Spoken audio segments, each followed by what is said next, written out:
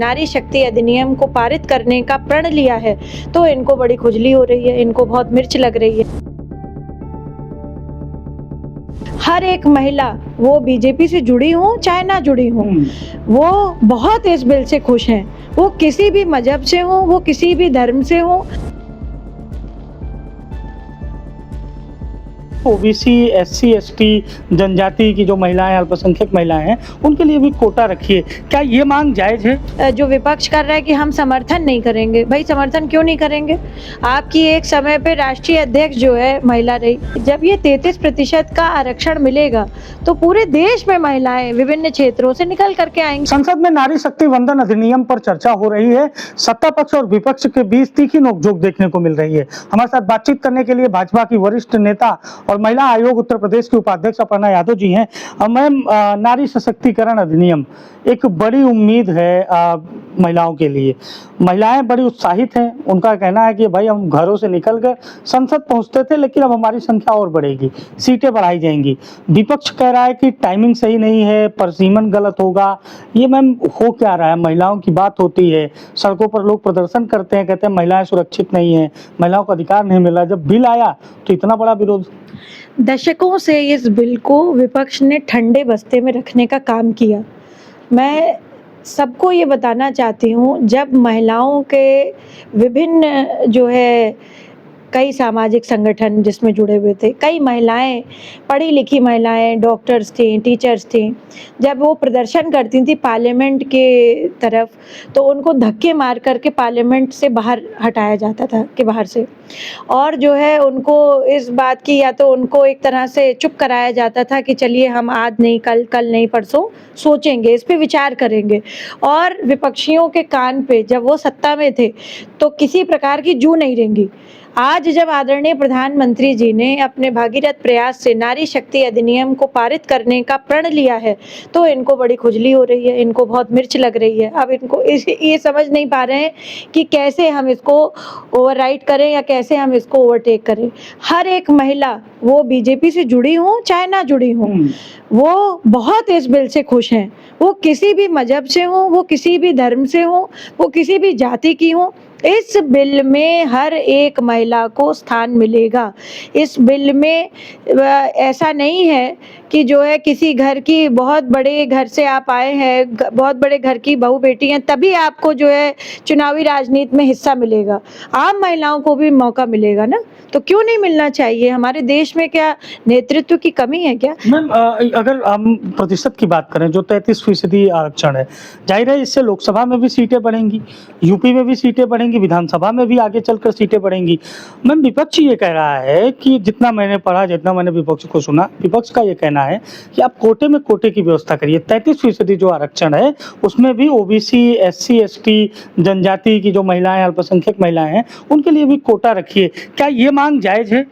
देखिए, इसमें एक चीज़ जो थी रोटेशन के तहत, जो अभी मैंने जितना पढ़ा है इस बिल को, क्योंकि फाइनल प्रोसीडिंग्स इसकी 19-20 तारीख को आएंगी, इसी 19 अप्रैल 20 अप्रैल तक इस पर अभी चर्चा हो रही है। तभी बड़े लोकसभा हाउसेज में इस पर सभी पार्लियामेंटेरियंस चर्चा कर रहे हैं, राज्यसभा में चर्चा होगी इसकी। तो जो भी विषय है, ये मैं इतनी बात कहूँगी कि भाई नारी शक्ति का जो ये बिल है, इसमें किसी प्रकार का विरोध प्रदर्शन तो नहीं है। मतलब इसमें जो विपक्ष कर रहा है कि हम समर्थन नहीं करेंगे, भाई समर्थन क्यों नहीं करेंगे? आपकी एक समय पे राष्ट्रीय अध्यक्ष जो है महिला रही, क्योंकि एक वो परिवार विशेष से थी। अगर किसी अन्य परिवार, आम परिवार से होती तो क्या होती वो उसकी राष्ट्रीय अध्यक्ष?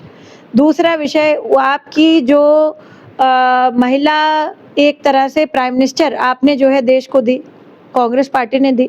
फिर वही पार्टी जो है सदन में जो है हल्ला करती है कि भाई ऐसा नहीं करना चाहिए, वैसा नहीं करना चाहिए, हमारा समय गलत है। दक्षिण भारत के भी जो दल हैं, उनका ये कहना है कि इससे पुरुषों का प्रतिनिधित्व तो कम हो जाएगा, दक्षिण भारत में इसका बड़ा असर होगा, और देश की राजनीति में दक्षिण भारत ही ऐसा क्षेत्र है जहां महिलाओं का प्रतिनिधित्व तो कम है।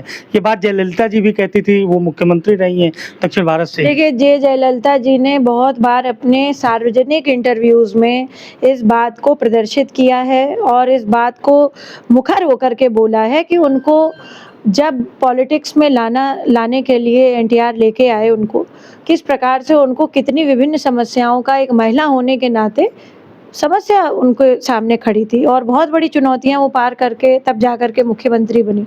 तो ऐसा देखिए, जब ये 33% का आरक्षण मिलेगा, तो पूरे देश में महिलाएँ विभिन्न क्षेत्रों से निकल कर के आएँगी। आपको याद होगा, जब हमारे यहाँ 33% का आरक्षण पंचायत लेवल पे ऑर्गेनाइज़ हुआ, तो कितनी ज़्यादा देश में गाँव की दशा-दिशा बदली।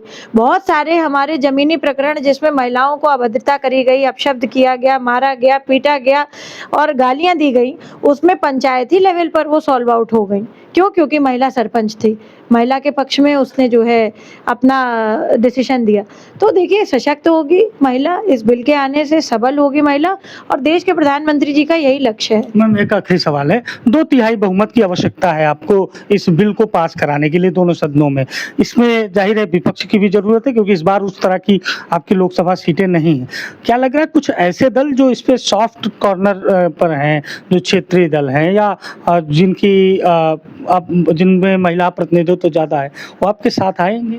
बिल्कुल आएँगे और मुझे लगता है प्रधानमंत्री जी के इस आह्वान पर डेफ़िनेटली जो है एक नया सकारात्मक परव्यू बनेगा। पूरे देश में इस बात की बड़ी खुशी है हर महिला में। मैंने पहले भी बोला, चाहे वो बीजेपी से संबंध रखती हों, चाहे ना रखती हों, नारी शक्ति इस बात से अत्यंत खुश है कि उनके लिए एक ऐसा बिल आ रहा है जिससे वह सशक्त हों और राजनीति में अपनी बात रख सकें अब। तो जाहिर है इस बिल से महिलाएं सशक्त होंगी, राजनीति में अपनी बात रखेंगी। अपर्णा यादव को भी आप सुन रहे थे, जो उत्तर प्रदेश महिला आयोग की उपाध्यक्ष हैं। उन्होंने साफ तौर पर बिल की तारीफ की और विपक्ष से भी कहा है कि इस बिल का नैतिक आधार पर समर्थन करना चाहिए। सहयोगी जितेंद्र के साथ अभिषेक शर्मा, लखनऊ।